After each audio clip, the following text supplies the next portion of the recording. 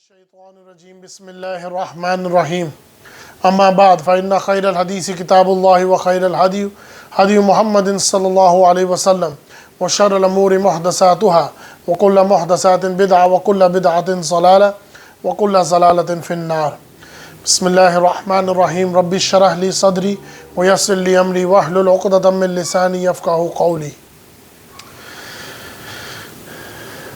آج ایک سوال جس کو ہم آج انشاءاللہ تعالی ہر لحاظ سے اور ہر زاویے سے مکمل کریں گے. میت کو قبر میں ڈالنے کے بعد عطر کا چھکراؤ، پھول ڈالنا اور اگر بزرگ کی قبر ہو تو چادر ڈالنا، اسی طرح عہد نامہ اور اذان سے متعلق کیا یہ باتیں درست ہیں؟ جنازے سے متعلق جتنے بھی رسومات ہم دیکھتے ہیں، خاص طور سے میت سے متعلق اور اس کو دفنانے سے متعلق اس سے ریلیٹڈ جتنے بھی رسومات ہیں، ان میں بعض زیادہ تر بدعتیں ہیں. ہاں کچھ چیزیں ہیں جو سنت ہیں مگر زیادہ تر بدعت ہے.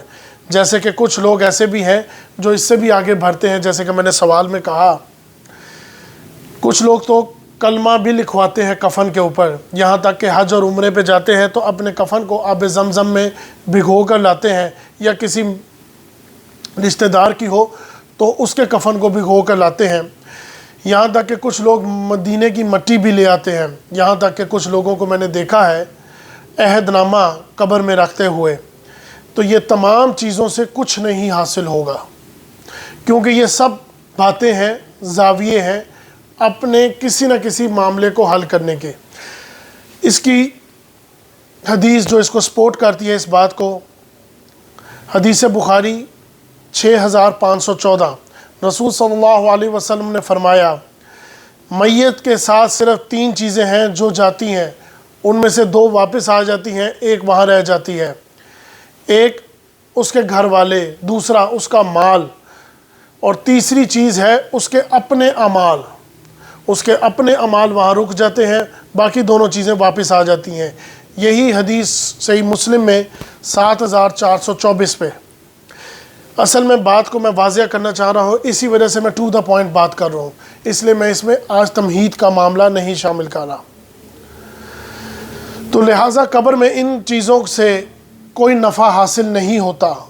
جہاں تک پھول ڈالنے کی بات ہے، اس کی کوئی اصل بات موجود نہیں، لیکن جس حدیث کے اوپر اس کا قیاس کیا گیا، اصل وہ قیاس بہت دور کا ہے، مگر جس حدیث کو قیاس کیا گیا پھول ڈالنے سے متعلق وہ حدیث بھی میں بیان کر دوں. وہ ہے حدیث بخاری 1361 اور صحیح مسلم میں 6077.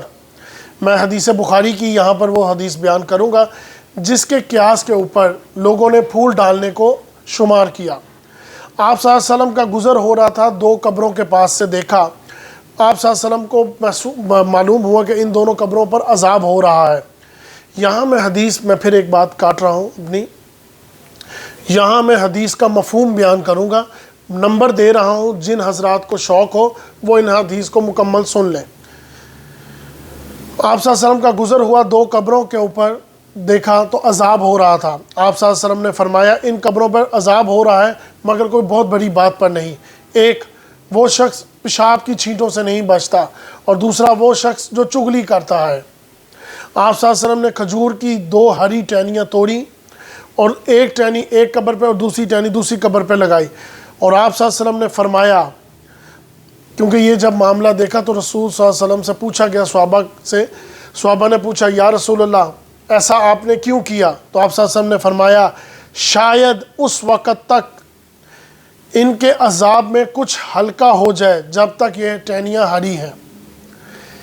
اس حدیث کی قیاس کے اوپر مفسرین کے کچھ معاملات، کچھ فرقہ واریت والے لوگوں نے اس بات کے بحاف کے اوپر کہ وہ ٹہنیاں جب تک ہری رہیں گی اور وہ اللہ کا کلام کرتی رہیں گی، کیونکہ ہری ٹہنی زندگی کی علامت ہے، تو زندہ چیز جب تک ہے وہ اللہ تعالیٰ کا حمد کرتی ہے، اور اس حمد کی وجہ سے اس قبر والے پر عذاب ہلکا ہو جاتا ہے. جبکہ یہ بات یہاں پر سراسر غلط ہے. اس کی وجہ وہ جو 2 ٹہنیاں لگی تھیں وہ ٹہنیاں آپ صلی اللہ علیہ وسلم کے ہاتھوں مبارک کی برکت کی وجہ سے ان کا عذاب ہلکا ہوا تھا، جبکہ ہری ٹہنیوں کی وجہ سے نہیں، کیونکہ چاہے ہری ہو چاہے خشک ہو، دونوں صورتوں میں ہر چیز اللہ کی حمد کرتی ہے۔ یہاں میں اس حدیث کو واضح کروں گا۔ اس حدیث کے تحت بعض لوگ یہ سوچ رہے تھے کہ ہری ٹہنیاں زندگی کی علامت ہے اور زندہ کی چیز اللہ کا ذکر کرتی ہے، اور اس ذکر کی وجہ سے اس قبر والے کو نفع حاصل ہوگا۔ اصل میں یہ تمام باتیں ایکسپلینیشن ہے، صرف وضاحت ہے، حقیقت کوئی نہیں۔ کیوں؟ کیونکہ اصل بات یہ ہے کہ ہر چیز، چاہے وہ زندہ ہے، چاہے وہ ہری ہے، چاہے وہ خشک ہو چکی ہے، میں چیز کی بات کر رہا ہوں، مرد کی نہیں، انسان کی نہیں، وہ اللہ کی حمد کرتی ہے۔ اس کو بات کو سپورٹ کرنے کے لیے ایک آیت سورۃ البنی اسرائیل آیت نمبر 43، سورت نمبر 17، تفصیل پڑھوں گا، ترجمہ پڑھتا ہوں پہلے۔ تسبح لہ السماوات بعثہ والارض ومن فیہن، ساتوں آسمان اور زمین کے ساری مخلوقات اللہ کی پاکیزگی بیان کرتے ہیں، کوئی چیز ایسی نہیں جو اس کی حمد نہ کرتی ہو یا تسبیح نہ کرتی ہو، لیکن تم لوگ ان کی تسبیح کو سمجھ نہیں سکتے۔ حقیقت یہ ہے کہ وہ بڑا پروردگار معاف کرنے والا ہے۔ اسی طرح ایک اور صورت کے اندر اللہ تعالیٰ نے فرمایا، سورۃ الرعد آیت نمبر 13، سورت نمبر 13، اور بادلوں کے گرجنے، اسی طرح بادلوں کے گرجنے تسبیح اور حمد کرتی ہے۔ جب بادلوں کا گرجنا ہوتا ہے تو لوگ ڈر جاتے ہیں، اور اس ڈرنے کی وجہ سے فرشتے تسبیح کرتے ہیں، اور اس کی کرکراہٹ سے وہ بجلی بھی اللہ کی حمد کرتی ہے، اور اللہ تعالیٰ جس پر چاہے وہ عذاب گرا دے۔ یعنی کہ ان دو آیات سے یہ بات واضح ہو گئی کہ ہم ان کی تسبیح نہیں سمجھ سکتے، یہاں تک کہ بادلوں میں گرجنے والی بجلی بھی اللہ کی حمد کرتی ہے۔ اسی بات کو یہاں پر سپورٹ کرتی ہے ایک اور حدیث، حدیث بخاری 3579۔ عبداللہ بن مسعود رضی اللہ عنہ فرماتے ہیں کہ معجزات کو ہم باعث برکت سمجھتے ہیں اور تم لوگ ان سے ڈر جاتے ہو۔ باعث برکت وہ معجزات کیا تھے؟ اسی حدیث کو بیان کروں گا۔ آپ صلی اللہ علیہ وسلم سفر پہ تھے، پانی کی کمی ہو گئی، لوگوں نے آپ صلی اللہ علیہ وسلم سے عرض کی کہ پانی کی کمی ہوگی۔ آپ صلی اللہ علیہ وسلم نے فرمایا کہ جاؤ جتنا بھی پانی ہے اکٹھا کر کے ایک برتن میں لے کے آؤ۔ آپ صلی اللہ علیہ وسلم نے اپنا ہاتھ اندر ڈالا اور فرمایا پیو برکت والا پانی، کیونکہ برکت اللہ ہی صرف ڈالتا ہے۔ تو عبداللہ بن مسعود رضی اللہ عنہ فرماتے ہیں کہ ہم نے اپنی آنکھوں سے دیکھا کہ آپ صلی اللہ علیہ وسلم کی انگلیوں سے پانی کے فوارے پھوٹ رہے تھے۔ اسی طرح عبداللہ بن مسعود رضی اللہ عنہ فرماتے ہیں کہ کھانا کھاتے وقت آپ صلی اللہ علیہ وسلم جو نوالا بناتے تھے، اس نوالے کی تسبیح بھی ہم اکثر اپنے کانوں سے سنتے تھے۔ یہی حدیث مشکات میں بھی ہے 5910۔ یہ تمام معجزات آپ صلی اللہ علیہ وسلم کی موجودگی کی وجہ سے تھے، ان کی برکت کی وجہ سے تھے۔ یہاں میں نے اصل میں اس بات کو واضح کرنا ہے، میں دوبارہ دہرا رہا ہوں کہ وہ ٹہنیاں ہڑی ہونے کی وجہ سے ان کے قبر پر عذاب ہلکا نہیں ہوا، کیونکہ لوگوں نے یہاں سے وہ قیاس نکالا ہے پھولوں کو ڈالنے کا، کیونکہ وہ پھول بھی زندہ ہیں تو وہ اللہ کی حمد کرتے ہیں، اس سے ان کی قبر پر عذاب ہلکا ہوتا ہے۔ جبکہ یہاں میں بات واضح کر رہا ہوں دلیلوں کے ساتھ کہ یہ صرف اور صرف آپ صلی اللہ علیہ وسلم کی ہاتھ مبارک کی برکت کی وجہ سے ہے، جبکہ ہر چیز اللہ کی حمد کرتی ہے، چاہے وہ ہری ہو یا خشک ہو گئی ہو۔ یعنی کہ آپ صلی اللہ علیہ وسلم کی موجودگی کی وجہ سے یہ لوگ ان معجزات کو بھی آبزرو کر لیتے تھے۔ کچھ محدثین کا قول مبارک ہے کہ رسول صلی اللہ علیہ وسلم کے مبارک ہاتھوں کی برکت کی وجہ سے وہ عذاب ہلکا ہوا، ہاتھ کے سے جو ٹہنیاں لگائی گئی تھیں، اسی کی وجہ سے ان کا عذاب میں تخفیف ہوئی، کمی ہوئی۔ لیکن یہ بات زیادہ وزن دار ہے، نہ کہ یہ کہ وہ ٹہنیوں کی حمد کی وجہ سے۔ اسی طرح پھول ڈالنا اصل میں فضول خرچی ہے۔ فضول خرچی یہ وہ معاملے کو چھیڑتی ہے جس پر رسپیکٹ کا معاملہ آ جاتا ہے۔ قبروں کی رسپیکٹ کرنا، ایک تو ہے قبروں کی رسپیکٹ کرنا جس پر آپ صلی اللہ علیہ وسلم نے فرمایا ہر مسلمان دوسرے مسلمان کی قبر کی رسپیکٹ کرے، تمیز کرے۔ اس بات کو واضح کرنے کے لیے سپورٹیو حدیث مسلم 2248، آپ صلی اللہ علیہ وسلم نے فرمایا کوئی شخص تم میں سے کوئی شخص کسی انگارے پہ بیٹھے اور اس انگارے کی تپش سے اس کے کپڑے جل جائیں یہاں تک کہ اس کا جسم جل جائے، اس سے بہتر ہے کہ وہ کسی مسلمان بھائی کی قبر پر بیٹھے۔ یہی حدیث مشکات میں بھی ہے 1699۔ یعنی کہ ان احادیث سے یہ بات واضح ہو گئی کہ عام قبروں کی بھی توہین کی اجازت نہیں ہے، مگر رسپیکٹ کا معاملہ ایک حد تک ہونا چاہیے۔ اس سے آگے نکل جائے تو وہ رسپیکٹ کا معاملہ اس سے آگے نکل جائے، بڑھ جائے تو پھر پھول ڈالنا، چادر ڈالنا، یہ تمام چیزیں اس میں شامل ہو جاتی ہیں۔ اسی رسپیکٹ کے بارے میں آپ صلی اللہ علیہ وسلم نے فرمایا، میری قبر کو بت خانہ مت بنا دینا، جیسے کہ تم سے پہلے لوگوں نے، جیسے کہ انصار اور یہودیوں نے کیا۔ اس حدیث کو واضح کرنے کے لیے حدیث نمبر بخاری 1390، آپ صلی اللہ علیہ وسلم جب مرض کی حالت میں تھے آخری وقت کے نزدیک، تو آپ صلی اللہ علیہ وسلم چادر کبھی منہ پہ رکھتے اور کبھی اتارتے، اور جب چادر منہ سے اتارتے تو یہ دعا پڑھتے کہ یہودی اور نصار کے اوپر لعنت ہو جنہوں نے اپنے انبیاء کی قبروں کو مسجد بنا دیا، عبادت گاہ بنا دیا۔ حضرت عائشہ رضی اللہ عنہ فرماتی ہیں کہ ہم یہ سوچ رہے تھے، ہمارا یہ خیال تھا کہ آپ صلی اللہ علیہ وسلم کی قبر کو کھلا رکھ دیا جاتا لوگوں کے لیے، مگر ہمیں یہ ڈر تھا کہ لوگ آپ صلی اللہ علیہ وسلم کی قبر کو سجدہ نہ کر لیتے، اس لیے ہم نے ان کو کور کر دیا۔ یہی حدیث بخاری 3453 اور یہی حدیث صحیح مسلم 1084 میں یہ شامل ہے۔ تو یہاں پر یہ بات مکمل طور پر واضح ہو گئی کہ وہ ٹہنیوں کی وجہ سے نہیں، آپ صلی اللہ علیہ وسلم کے ہاتھوں مبارک کی وجہ سے، کیونکہ معجزات آپ صلی اللہ علیہ وسلم کے ہونے کی وجہ سے لوگوں پر واضح ہوتے تھے مگر لوگ ڈر جاتے تھے۔ تو یہ بات یہاں پر درست ہے کہ ٹہنی لگائی جا سکتی ہے، یہ سنت ہے۔ اور وہ یہ بھی بات جان لیجئے کہ وہ ہاتھ مبارک کی وجہ سے آپ صلی اللہ علیہ وسلم پہ ہوا تھا، پھول ڈالنا نہیں، کیونکہ میت کو ثواب پہنچانے کے اللہ تعالیٰ نے اور آپ صلی اللہ علیہ وسلم نے بہت سے راستے واضح طور پر بیان کر دیے۔ ان سے متعلق کچھ احادیث میں بیان کر دوں کہ میت کو اگر آپ نے ثواب پہنچانا ہے تو اور بھی بڑے راستے ہیں۔ پھول ڈالنا جو کہ فضول خرچی ہے، یا پھر میت کی اس رسپیکٹ کا معاملہ آ جاتا ہے جس رسپیکٹ کی طرف اللہ کے نبی نے منع فرمایا تھا کہ یہ وہ معاملہ نہ چڑھ جائے، کیونکہ اگر آپ پھول ڈالو گے تو اس سے بھی آگے جاؤ گے، ایک قدم اور آگے بڑھو گے، پھولوں سے چادر کے معاملے میں آؤ گے، بڑی چادروں کے معاملے میں آؤ گے، بڑی بڑی چادروں کے بارے میں آئے گا۔ پہلے ہم اس چیز کو کلیئر کر دیں کہ آپ صلی اللہ علیہ وسلم نے فرمایا کیا، میت کو ثواب پہنچانا ہے، کیونکہ آپ اصل میں یہ تمام کام کس لیے کر رہے ہو؟ میت کو ثواب پہنچانے کے لیے۔ تو اس کے بارے میں کچھ احادیث ہیں، وہ میں پہلے بیان کر دوں۔ حدیث مسلم 2215، آپ صلی اللہ علیہ وسلم نے فرمایا،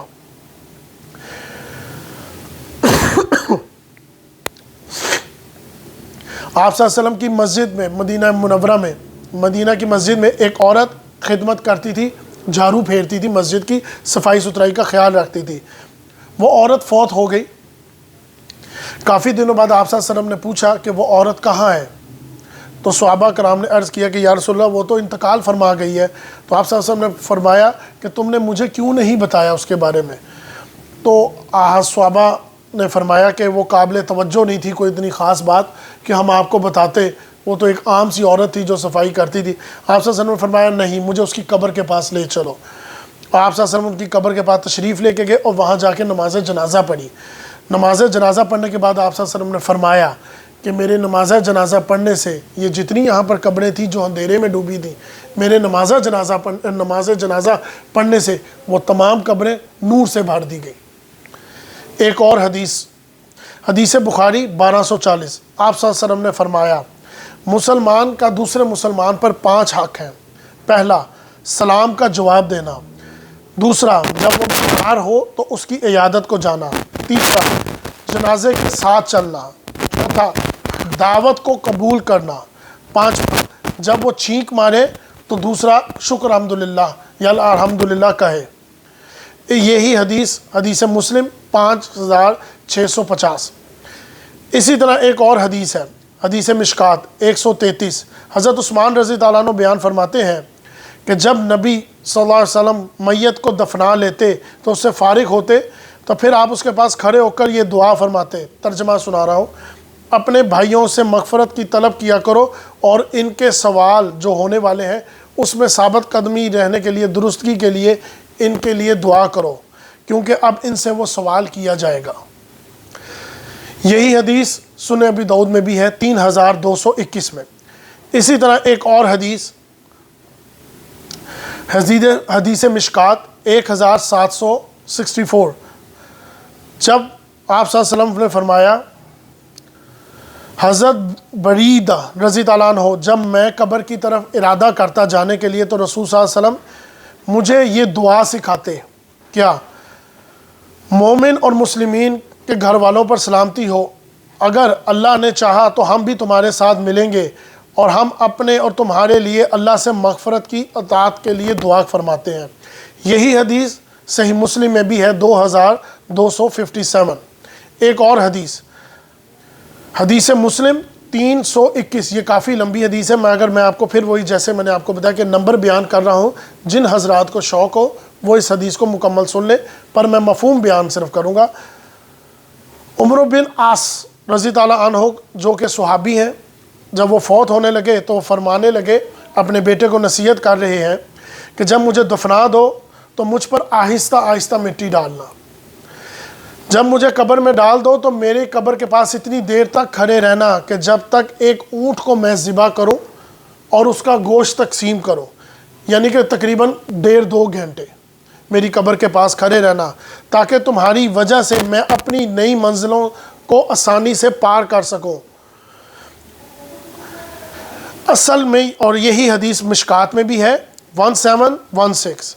تو یہ تمام احادیث سے یہ بات واضح ہوتی ہے کہ اگر آپ نے اپنی میت کو، یعنی کہ اپنے عزیز و کار کی میت کو ثواب پہنچانا ہو تو یہ تمام راستے ہیں، جیسے کہ ٹہنی لگانا، یہ بھی سنت ہے، پانی کا چھڑکاؤ، یہ بھی سنت ہے، جنازے کے ساتھ جانا اور جنازے کے ساتھ اس میت کے لیے دعا کرنا، یہاں تک کہ قبرستان میں بھی جانا اور اس کے لیے بھی دعا کرنا، یہ تمام چیزیں اس میت کو ثواب پہنچاتی ہیں، نہ کہ پھولوں کا ڈالنا جو کہ فضول خرچی میں آتا ہے، یا پھر رسپیکٹ کا اس معاملے میں آ جاتا ہے کہ اس قبر کی کچھ زیادہ عزت کی جا رہی ہے تو باقی قبروں کے اوپر نہیں معاملات کی ہو جاتے، تو اس سے یہ ثابت ہو جاتا ہے کہ ہم اس قبر کی کچھ زیادہ عزت کر رہے ہیں، جو کہ آپ صلی اللہ علیہ وسلم نے اشارتاً منع فرمایا۔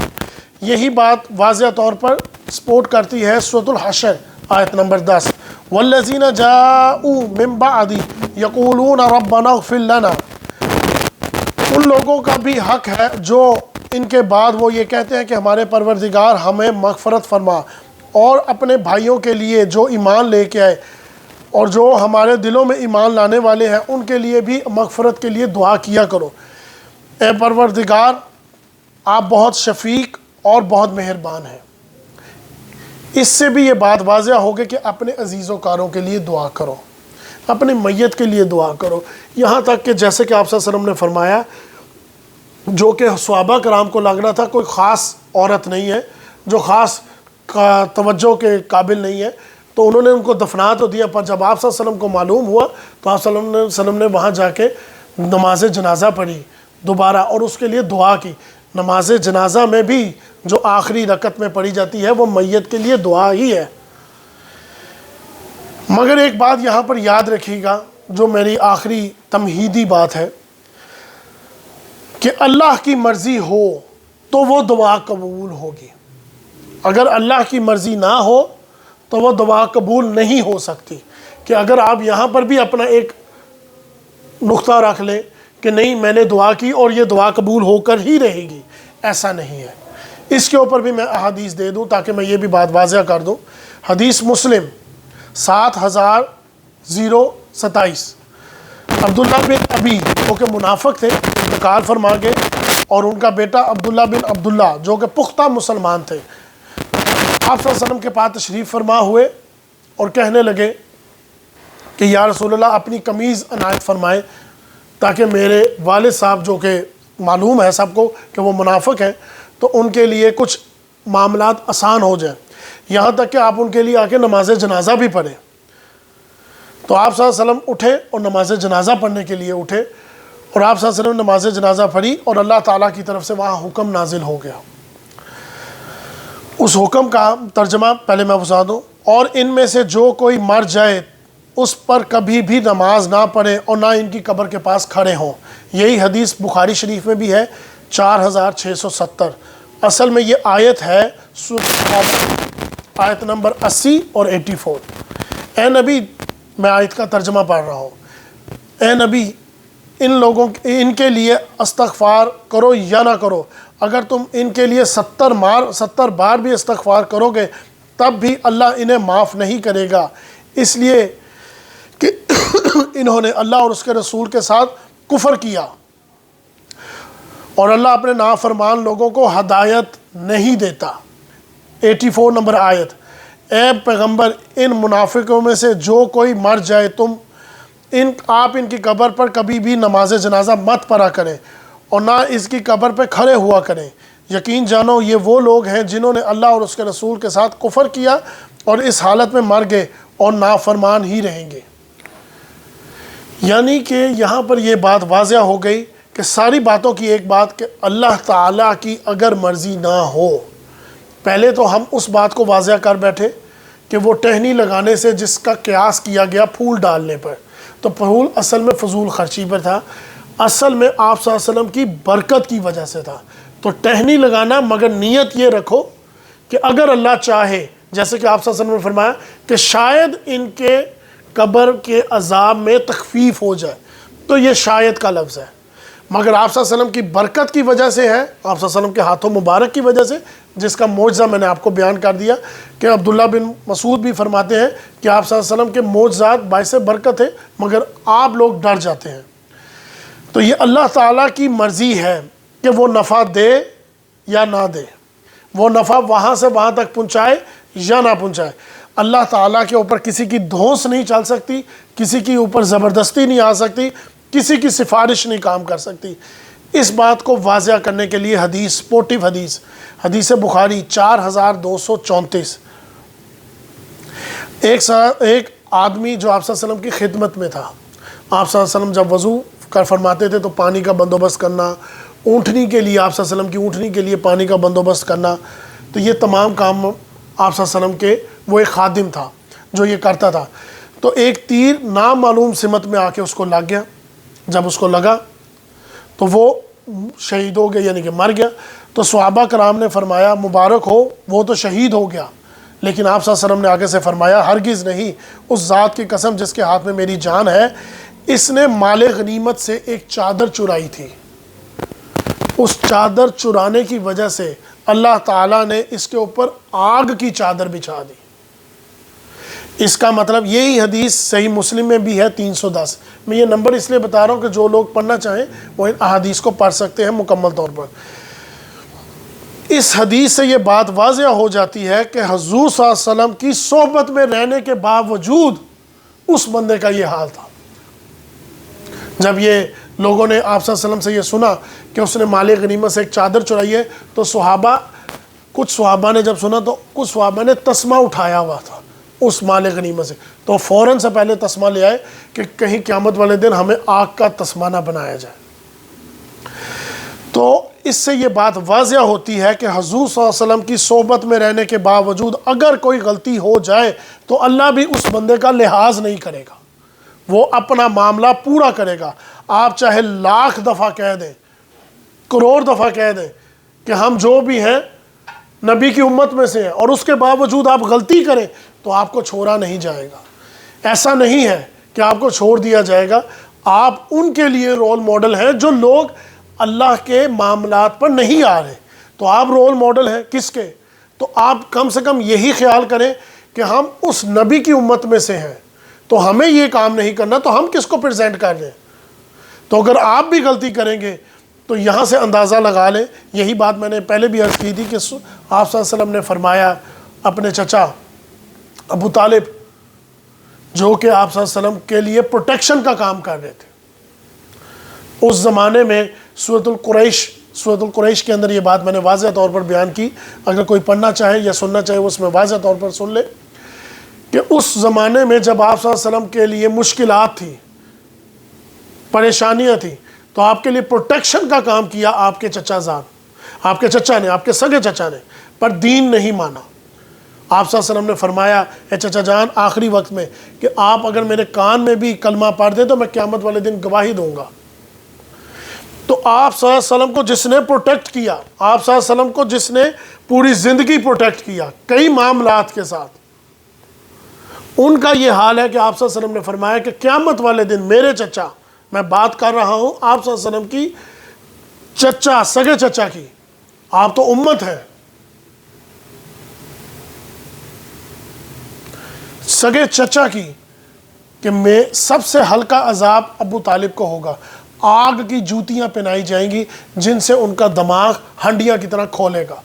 تو ہم کس کیٹیگری میں آتے ہیں؟ اور اوپر سے ہم ریپرزینٹ کر رہے ہیں کس کو؟ پریزنٹ کر رہے ہیں کس کو؟ نبی صلی اللہ علیہ وسلم کو۔ آخر ہم ان کی امت میں سے ہیں نا۔ جیسے کوئی شخص اپنے باپ کو پریزنٹ کرتا ہے، اپنے خاندان کو پریزنٹ کرتا ہے، وہ چاہے کہے یا نہ کہے پر وہ کرتا ہے، اسی طرح ہم اپنے نبی کو پریزنٹ کرتے ہیں کہ یہ مسلمان ہے، یہ کس کو مانتا ہے؟ یہ نبی محمد صلی اللہ علیہ وسلم کو مانتا ہے، اور اس کے باوجود وہ اتنی گری ہوئی حرکت کرے تو اس کا کیا حال ہوگا؟ یہ حدیث اس کو بیان کر رہی ہے کہ وہ جو خدمت کر رہا ہے کس کی؟